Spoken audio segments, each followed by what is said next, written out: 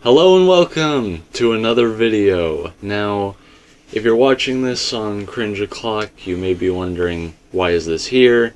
If you're watching on my channel, I just want to emphasize that I have a guest because I want to give credit where credit is due. But to both audiences, let me just get right to the point and tell you why we're here. You saw the title, seems pretty clickbaity if we're being honest, but let's just cut to the chase. This is about a FNaF theory. Ooh, spooky. Really scary stuff here, guys. Yeah. But, yeah, so recently we cracked a FNaF theory, and, you know, we wanted to just share it, put it out there. Yeah. You know, especially because, you know, MatPat in particular is currently in the process of going through the whole franchise, so we kind of want to jump on our pot here while we can. And also the fact that it's kind of about Ruin, and Ruin is in, like, what, 2 months now?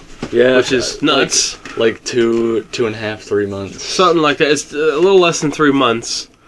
Okay. So, you guys, all of you watching, you saw the title. It's called These Voice Lines Could Change Everything. Really clickbait title, I know, but just let me explain here.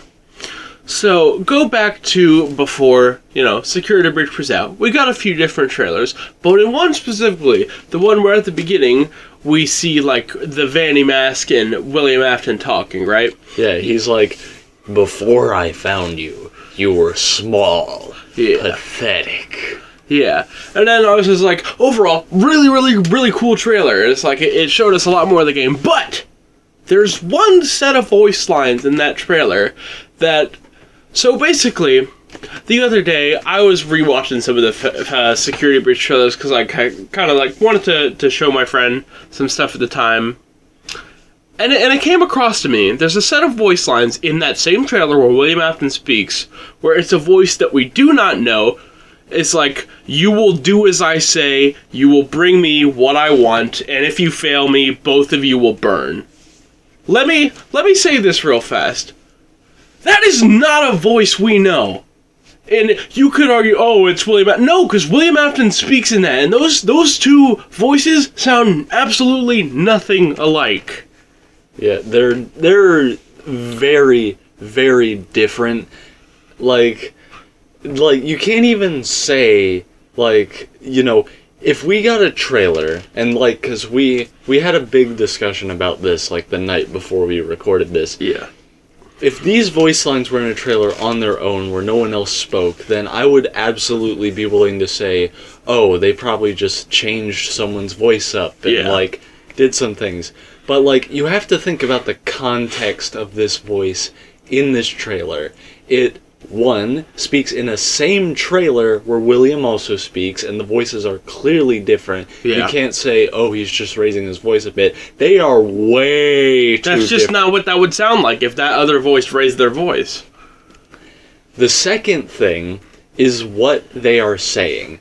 Now, if we just had a voice that said, oh, you will do as I say, and if you fail me, you will burn, you would probably say, okay, this is just, you know, obviously, aside from the fact that William also just speaks on his own in the trailer, you would say, okay, maybe this was just like a beta line for William or something. Yeah. But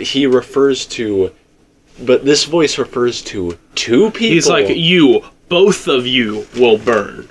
It's a voice that is clearly above in terms of authority. Two different people that want them to bring him something that he wants.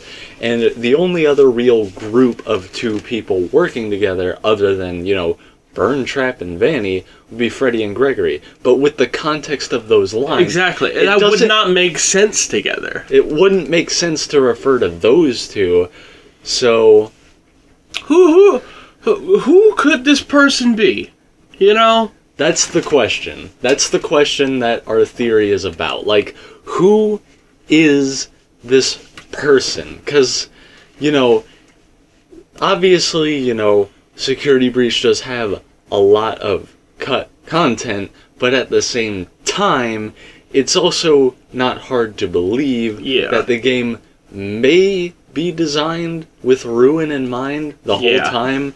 And I know a lot of people are going to throw a fit about that idea, but grow up for a second and just think about it. This is not just a game and a DLC. It's 2 parts to a story. Exactly. And you guys are probably familiar, especially if you're watching this on Zach's channel, your theory about the crying child or Evan. Okay. And that's where this ties into that.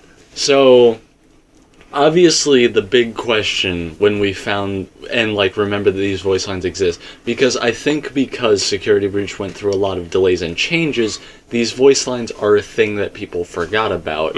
But we went back and we saw and we realized this is just something that completely disappeared.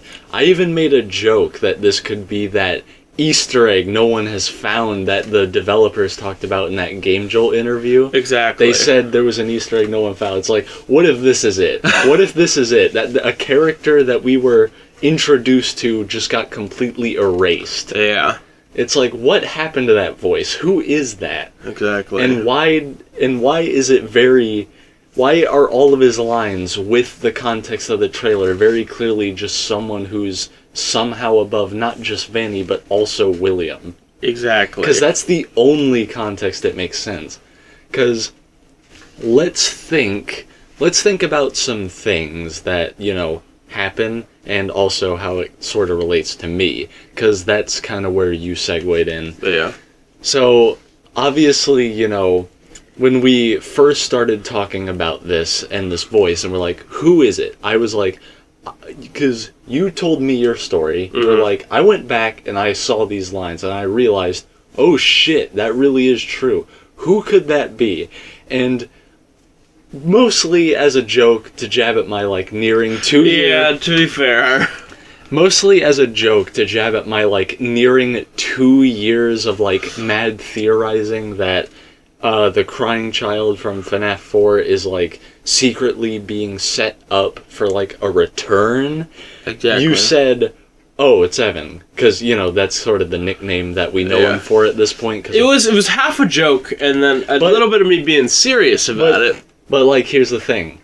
You said that to sort of poke fun at my nearing 2-year obsession, but then I realized, the thing about that is I actually can't rule that out as a possibility. Yeah? It could have something to do with him.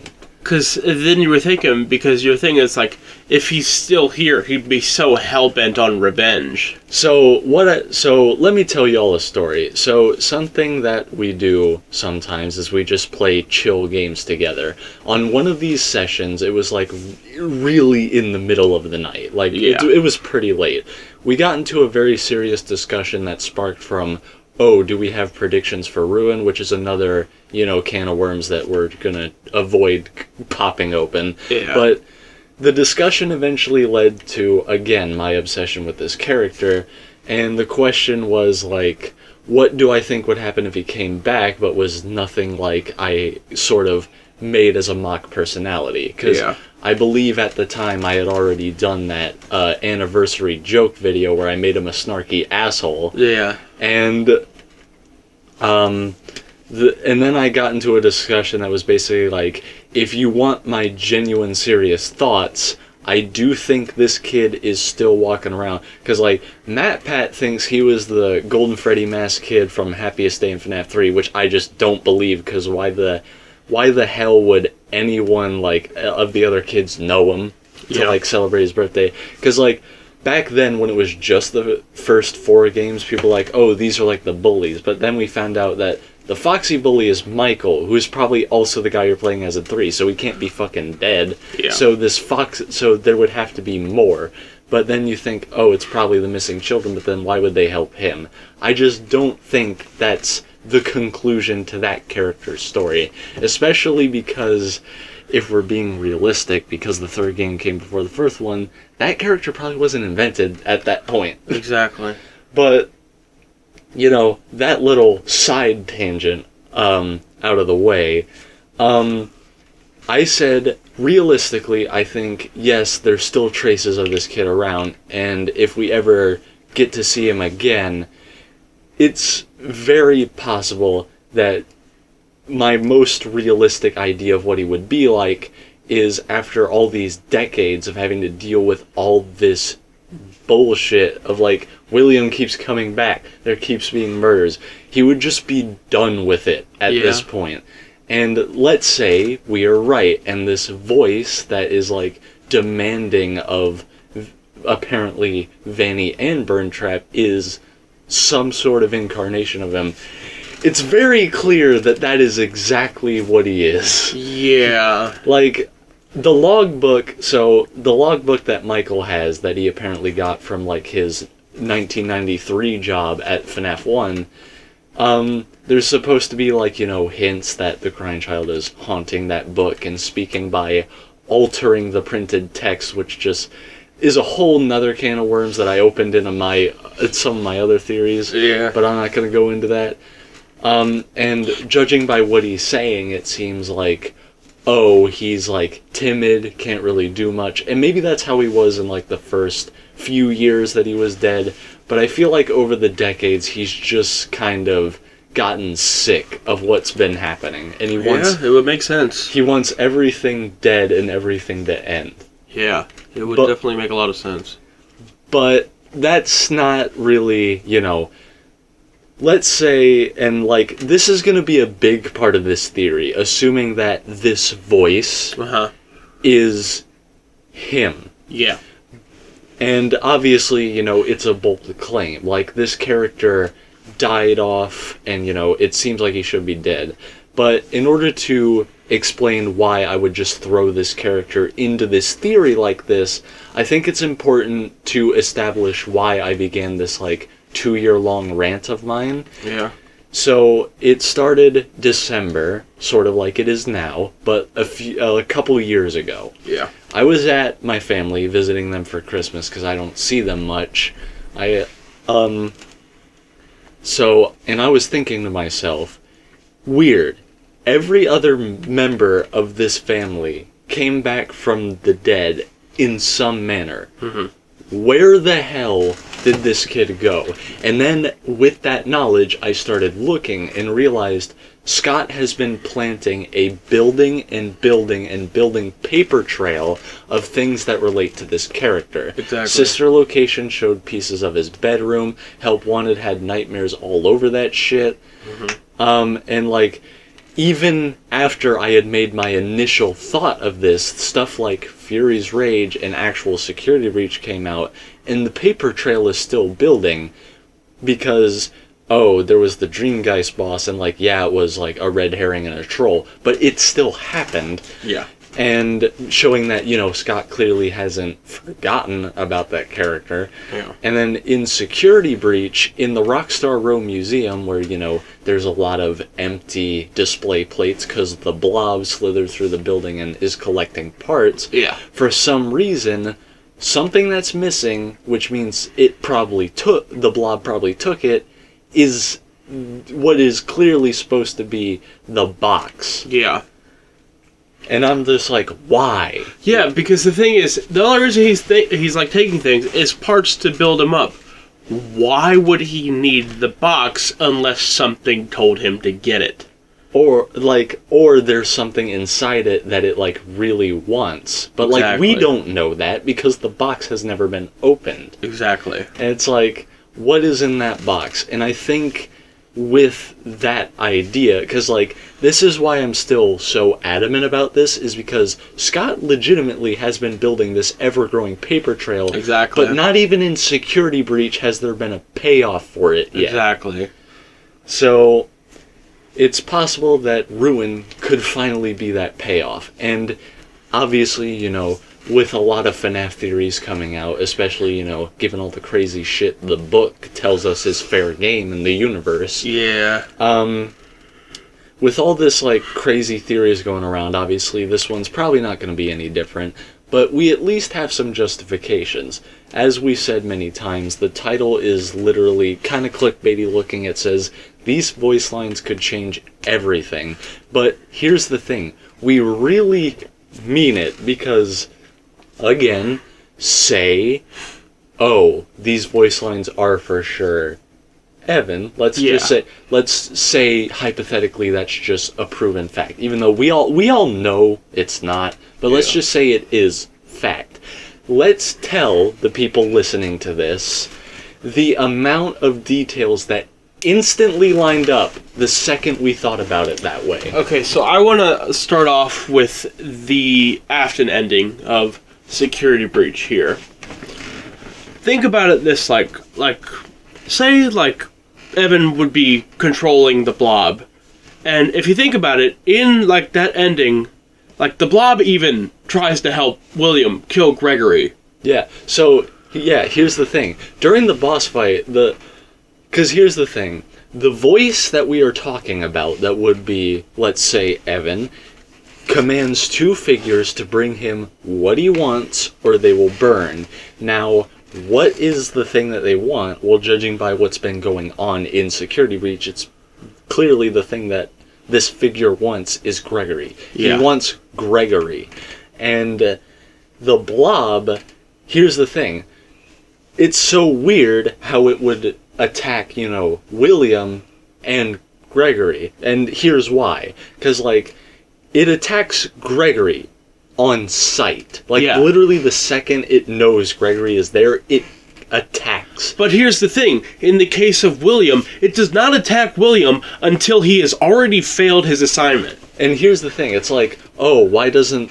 There's a lot of things that I want to go over here. But, notice how the blob does not attack Freddy. Yeah. Because neither this figure nor William wants Freddy. Yeah. I mean, obviously, once Freddy is within William's grasp, he tries to corrupt him, but no amount of authority figure wants Freddy. Exactly. They were not out to get Freddy. Yeah. And here's the thing, it's at the end of the Afton ending, after William is already beaten by Gregory, that's when the blob attacks. And obviously a lot of people say, oh, the blob just wasn't able to get to William. And I say, buddy, I don't think that's right. I feel like the blob could have... the blob is already slithering through the Pizzaplex, stealing stuff from Rockstar Row. Yeah. I feel like if it really wanted to, it could have just gotten up, slithered over through that little maze, and just gotten William right then and there. 100%. But during the boss fight, it actually tries to help capture Gregory. But once that's failed, the blob literally just switches up and is like, I'm gonna kill you now. Exactly. And it's obviously, a lot of people say, oh, it's possessed by the kids that want to kill William, and let's say, it's entirely possible that that is right. Yeah. But I still feel like with the context, it's very clear that the blob was holding itself back until William had already been beaten. Exactly.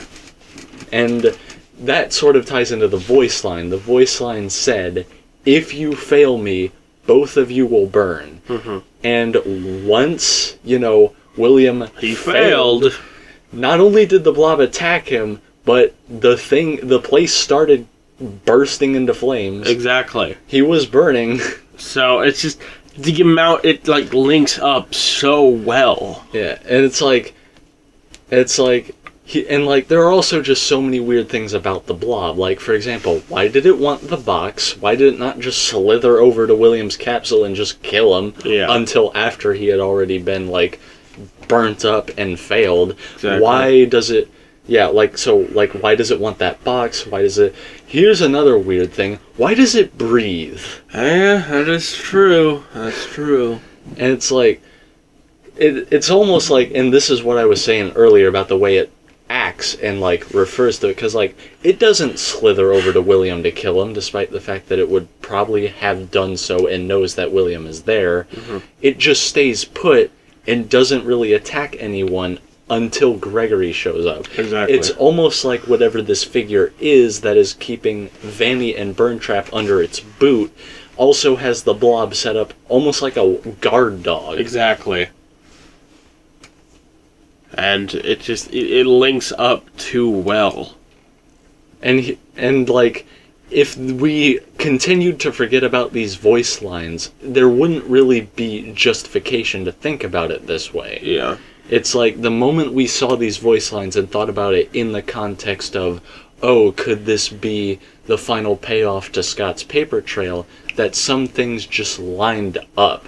Yeah. It explains why it would be like why the voice is so angry, because it's a kid who's like, yeah, because this kid is now like the oldest ghost, like, and what I mean by oldest ghost is he died first. Yeah. He's the last ghost around, but he's like, of like all the undead people walking around, he's the one that died first, so he has the most experience in that, with that. Yeah. And he's like, after all these decades, he's like super furious, and that's why he'd won his box, and like, obviously, you know, he wants Gregory, and it's weird because Gregory looks a lot like this kid, yeah, which is, you know, make of that what you will, but it's very clear this voice wants Gregory. Yeah. And obviously, if this thing wanted to, it could go out of its way to just get Gregory himself, because that actually seems to be what's going on in Ruin. Yeah. The reason why Gregory seems to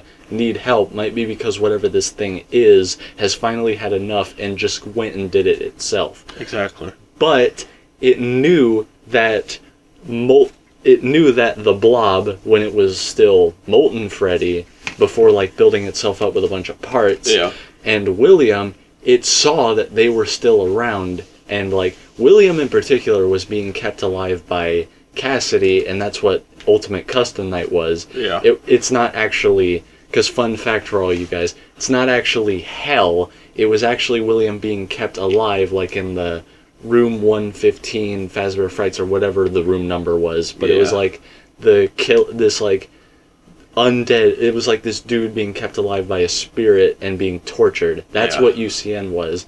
And seeing that, you know, William was still alive and that he became very infectious, and that, you know, Molten Freddy was still walking around because while the spirits burned away, he still had agony. Mm-hmm. Whatever this thing is that wants Gregory, it sees use in these things. It gives them a purpose. That's why it doesn't just, I don't know, like say we're right, it doesn't just let the blob just tear William apart instantly. Yeah.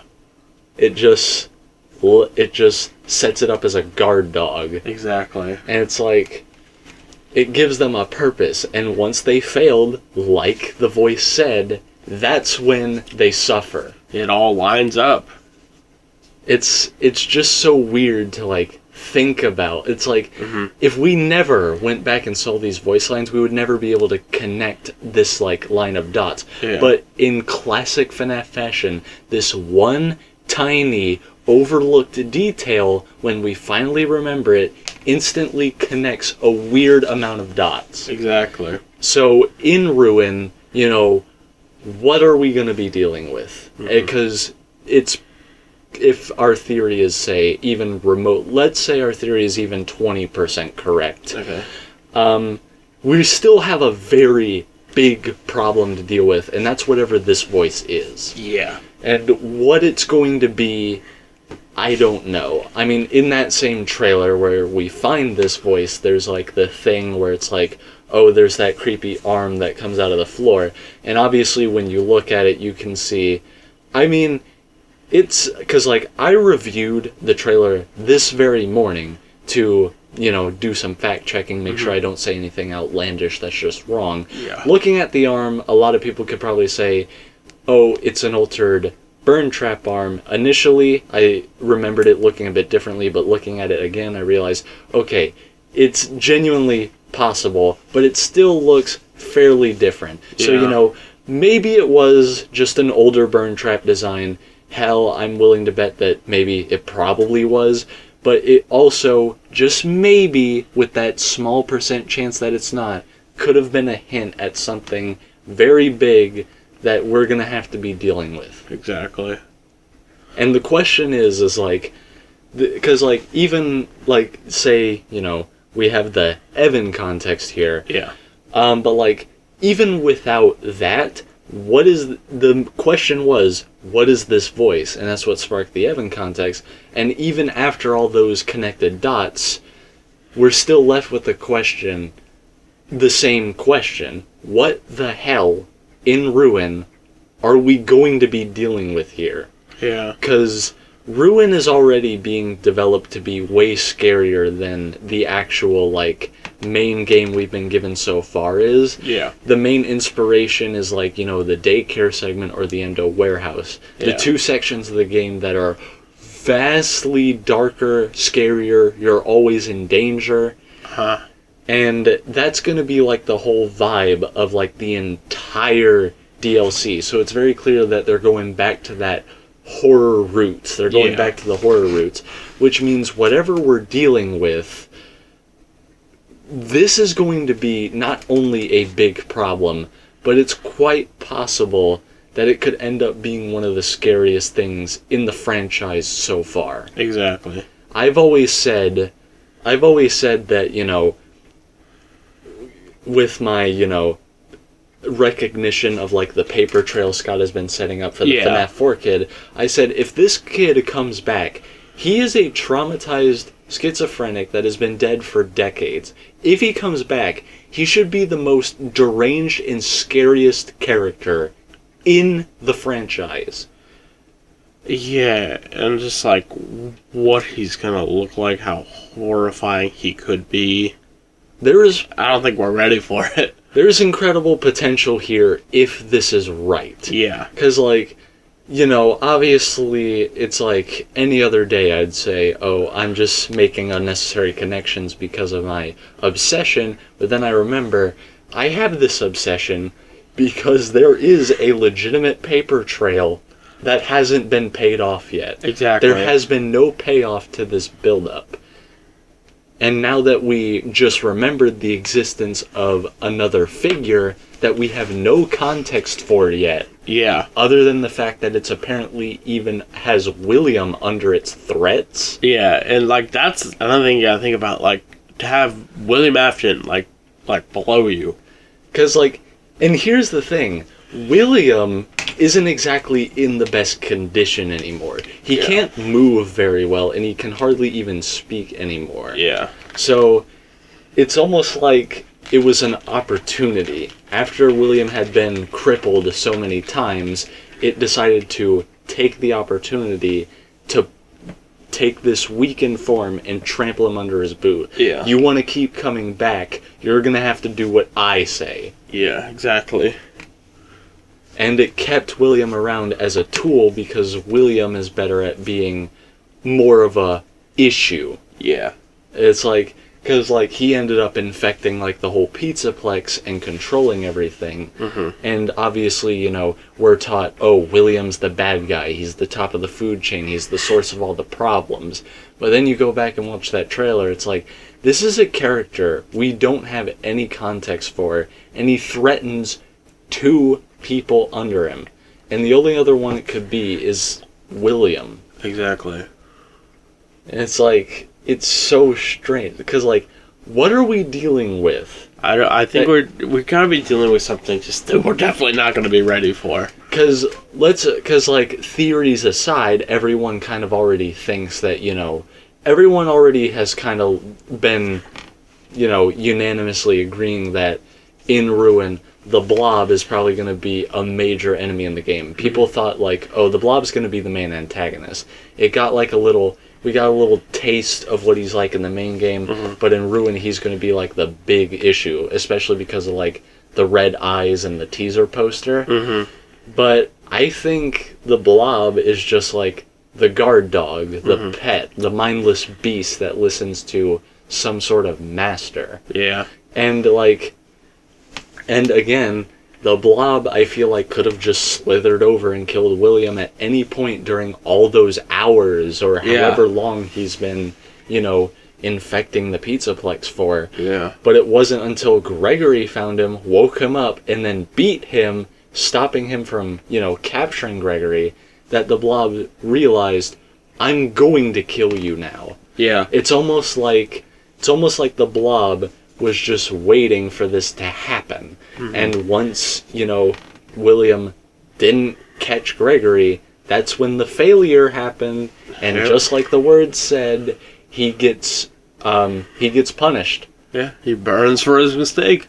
He not only burns, but then he gets strangled, and then the blob like takes him into the ceiling. Yeah. It's almost like the blob took him to like dangle him over the fire to like slow roast him. Yeah. It's so weird. It's dark. So you know, with all this stuff, like it's like, this is why I've been like so antsy about this, is like, it's weird, and like, this is why the video is titled this. These voice lines could change everything, because when you think about it the way we did, Yeah. they literally Connect so many things together. It suddenly connects so many dots and could literally change everything. But, yeah. This could be on the nose, a little bit correct, or just completely wrong. It's the whole thing of a theory, so don't go being an ass in the comments. It's a theory. But, again, it's a theory with a lot backing it up, I feel. So. Yeah. Because, like, you know, it's like we said, it's like, they could change everything. And once you start thinking about these voice lines, it's this one detail that so many people glossed over and missed. But once you remember it and put it in context, you realize this suddenly enables a chain of events and, like, connections. Yeah. Because, like, without these voice lines, I would have never said anything like, oh, Evan's coming back, the blob is working for him. I would have still thought William as, like, the top dog, like the game clearly wants us to think. Yeah. But, like, when you remember these voice lines happened and we did not meet any figure that matched that at all. In the entire game, we didn't meet anyone that matched those voice lines at all. And it apparently is, like, at the top. Yeah, above William Afton, who we've come to know as the top. So the fact that there's someone above that. It's almost like, this is probably gonna be, like, super weird. It's like the game intentionally designed to be like an anticlimactic showdown. Exactly. Because you're led to believe William's at the top, but then you kind of throw him out like a bag of garbage. Yeah. And it's like, this is a setup. This is a setup. I definitely think Ruin was designed ahead of time, and it isn't just a DLC, it's part 2 of the same story. Yeah, it's a part 2. It's like, you know, you see games that come out in, like, episodes or chapters. Yeah. I feel like Ruin isn't just some DLC. I feel like if it was a DLC, they would have, like, charged for it. But Ruin is completely free, which leads me to believe it's going to continue the exact same story. Ruin is free, and it clearly follows the burn trap ending, judging by the damage to the fucking building. Yeah. And it's free, and it clearly shows, you know, continued context. Exactly, because, like, we see, like, all the, we see the shattered animatronics, but now they're even worse. Yeah.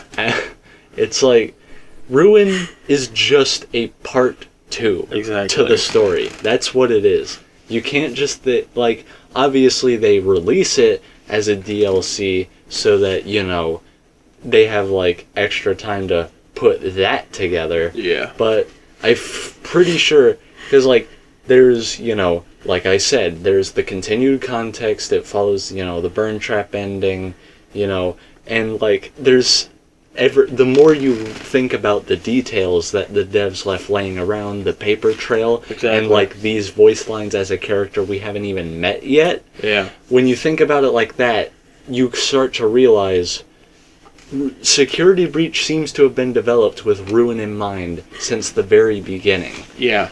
And that means that it's not just some DLC. It's like a part 2. Yeah. And it's like, a lot of people are still gonna find a way to have issues with that. Just grow up. Yeah. It's a theory, man. It's that we're not going out here saying, oh, this is 100% true, because we don't know what it is. Yeah. It's just a theory. It's like, okay. And like we said, it's like, obviously this could all just be mad ramblings, and like I said, I would be more inclined to listen to these arguments to, like, oh, it was just a beta voice they changed. It's like, I'd believe that if they were the only things there. But this voice was in the same trailer as William's voice, the only other guy I would say would talk like that. Yeah. It's like, there is some thing that has just completely disappeared and wasn't in the game. Exactly. And it's like I joked. It's like, what if this is the Easter egg? It could be, though. We don't know. What if this is the Easter egg that no one has figured out? It's not something we have to find. The Easter egg is the complete absence of a character we were introduced to, but got no more context for after that point. Yeah. But, you know, it's all just a theory. Yeah. But the reason we wanted to share it is because we feel like, even if we end up being dead wrong... It's still a good theory, I feel like. We feel like it is reasonable that we came to all the conclusions that we did, connected the dots we did, and, like, we feel that, in general, quality speaking and credibility speaking, it is good. Yeah. Now, if you agree with it, that's another discussion. But, like, if you don't want to agree with us, that's fine. We don't care. If you have your reasons, you know what, that's on you. That's fine, yeah. If you have your own thoughts and hopes and nopes, then, you know, we have no issue with that. You have the right to believe what you want. But, like, what you can't do is say that we have just no reason to think about it like this. Because it does connect dots that, like, line up pretty damn well. Yeah. But, you know, it's just a theory, and keep that in mind. Just, you know, as with every other FNaF theory, just write it on your little book of possibilities that may or may not happen, and just, you know, keep it in the back of your head every once in a while. Although, one last thing I want to say is that if this somehow ends up being right, Matt Pat, we got here first, and I'm taking that W. Yeah. Well, see, here's the thing. If this ends up being right, that means my 2 years was not in vain. Was not in vain. I was correct from, like, the end of 2020, I think. Yeah, because that's when you came up with it, and you had me film, like, the video talk about it, like, very, like, earliest January 21. Yeah. So, needless to say, let's say our theory ends up being right. I've technically predicted this for 2 years. Yeah. And it might finally pay off. But, you know... Again, we don't know until Ruin comes out. And, like, we could end up being totally wrong. Whatever does end up happening, we're sure it's going to be cool. Yeah. Because it's got a lot more horror elements in it. And if I'm wrong, you know, again, it was just a theory. When you get into the FNaF theory game, you kind of have to go in with the expectation that you're going to get bust. Yeah.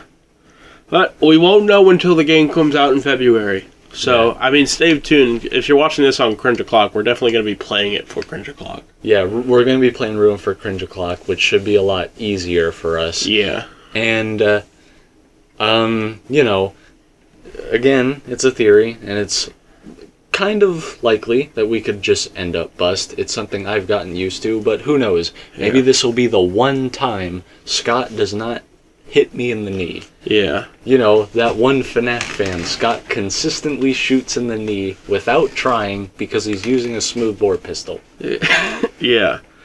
But again, we won't know until the time comes, so we just gotta stay tuned and hope for the best. Yeah. So, I guess that's the end of our little theory and discussion. So, you know, after that really long ramble, you know, it's not that, you know, not that it's necessarily a bad thing, because, like, if we're passionate about it, then all the power to us. But, like, if you've made it this far and you listen to us go through our entire ramble and you've, like, listened to what we've said, thought about it, let us know your thoughts. Just, you know, be constructive, because that's what we do. Don't be an asshole in the comments. We're open to constructive criticism because, again, it's a theory. So there might be things you disagree with, but who knows? Maybe we missed some fine details. Yeah. Maybe, maybe we're on the nose. Maybe we just missed some details and are completely shooting, like, in the complete wrong direction. Yeah. But if you, let us know just what you think of this possibility. Because that's what a theory is. It's just a possibility. Exactly. But yeah, I think that just about wraps it up. Yeah, so thank you all for stopping by, listening to our rambles. Let us know what you think, and we'll see you when Ruin comes out. Alrighty, see you. Bye!